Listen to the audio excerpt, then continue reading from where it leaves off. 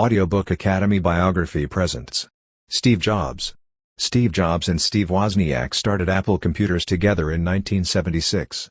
The iPhone and iPad were two of several groundbreaking products developed by the company under Jobs' leadership.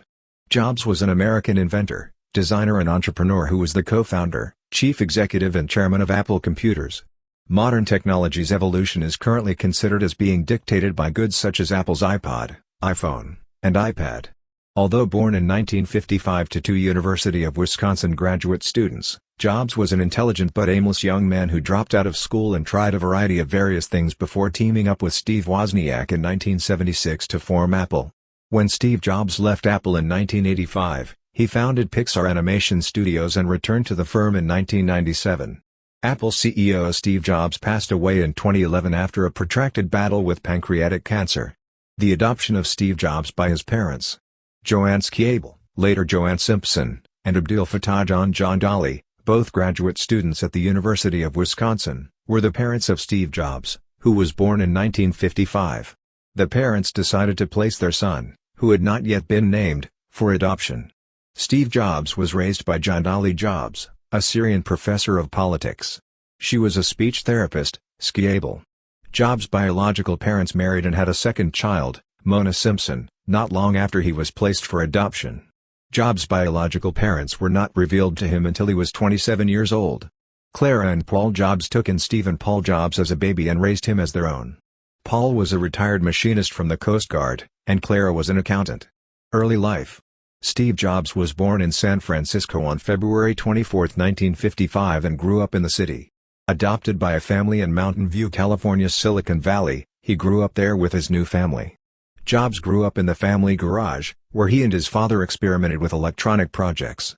As a youngster, Paul taught Steve Jobs how to disassemble and rebuild electronic devices, giving him self-assurance, persistence, and mechanical know-how. Steve Jobs' educational background and college experience.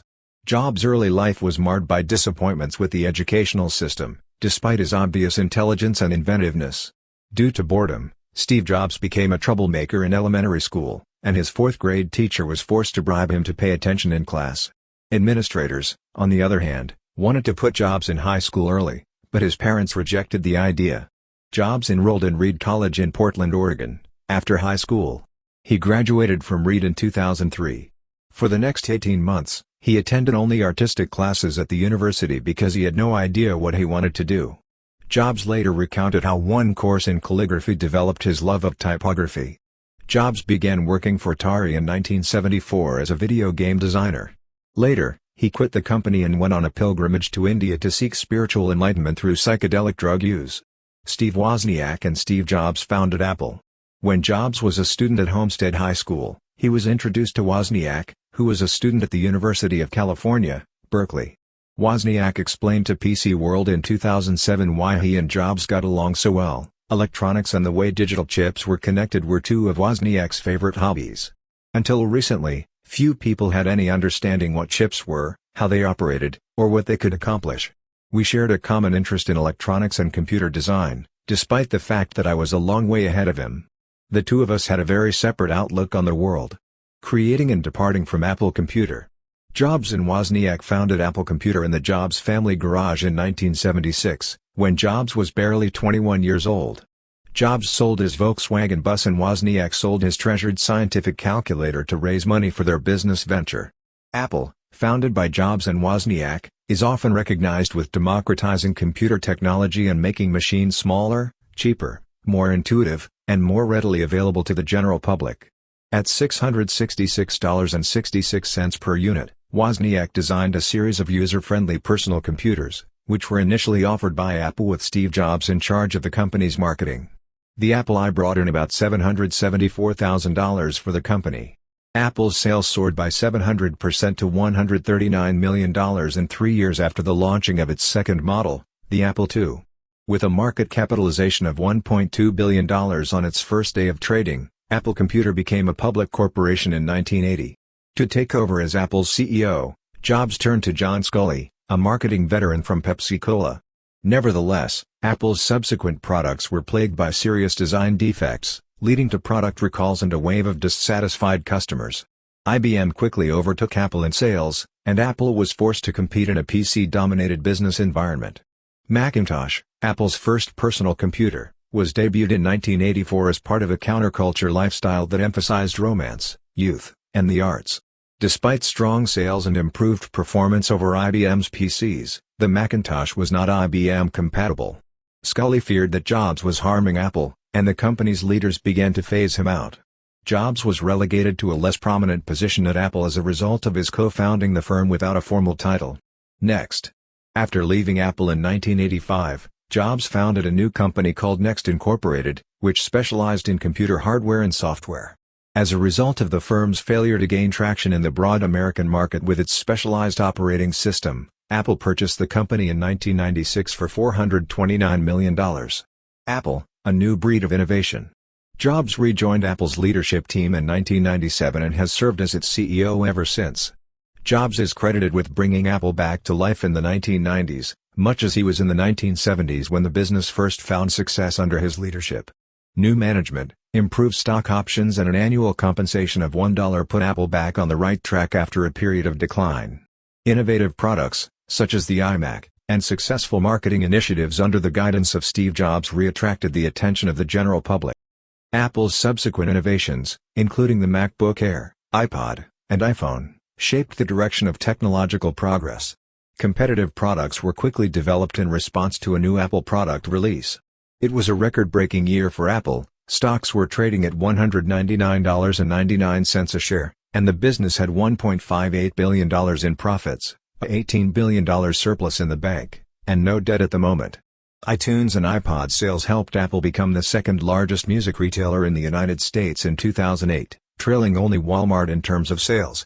On Fortune magazine's list of America's most admired corporations, Apple came in first place, and it also came in first place among Fortune 500 companies in terms of return on equity.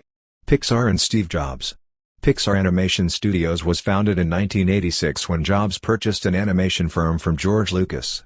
Jobs invested $50 million of his own money in Pixar because he believed in the company's potential. Toy Story, Finding Nemo, and The Incredibles are just a few of the Pixar films that have grossed $4 billion worldwide. In 2006, Jobs became Disney's largest shareholder after the studio was acquired by Walt Disney. In 2011, Forbes reported that Jobs' net wealth was somewhere between $6.5 billion and $7 billion, much of which came from the sale of Pixar to Disney in 2006. Jobs' net worth would have been $36 billion if he hadn't sold his Apple shares in 1985, the year he left the firm he established and ran for nearly a decade. Children and wife. In a ceremony held on that same day, Jobs and Laurene Powell exchanged wedding vows. Powell, an MBA student at Stanford Business School, introduced the two in the early 1990s. Their three children, Reed, Aaron, and Eve, were raised in a loving home in Palo Alto, California. When he was just 23 years old, Steve Jobs had a daughter with Chrisanne Brennan. In court records, he stated that he was infertile and hence not the father of his daughter. It wasn't until 2018 that Lisa Brennan Jobs wrote about her childhood and friendship with Steve Jobs in her memoir Small Fry. A set of DNA tests in 1980 confirmed that Jobs and Lisa were genetically related, so he had to start paying child support to Lisa's mother, who was struggling financially at the time. Jobs didn't get to know his daughter until she was 7 years old and then only as a friend. Lisa moved in with her father when she was a teenager. Defend yourself against cancer. When Steve Jobs was diagnosed with pancreatic cancer in 2003, he was diagnosed with a neuroendocrine tumor, an uncommon but treatable form of the disease. As opposed to immediately opting for surgery, Jobs considered Eastern therapeutic possibilities while altering his pesco-vegetarian diet. Jobs put off surgery for 9 months, which worried the board of directors of Apple. Executives concerned that if news spread that their CEO was ill, their stock would fall. But in the end, Jobs' secrecy was more important than the sharing of information to shareholders. Jobs underwent successful surgery in 2004 to remove the tumor from his pancreas.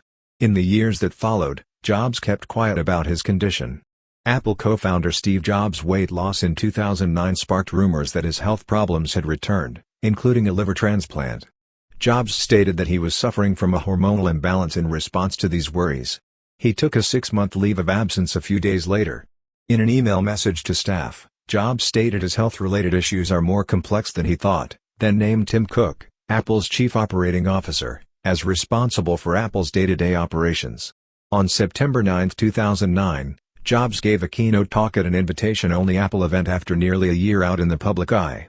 Throughout most of 2010, he served as master of ceremonies for various events, including the introduction of the iPad.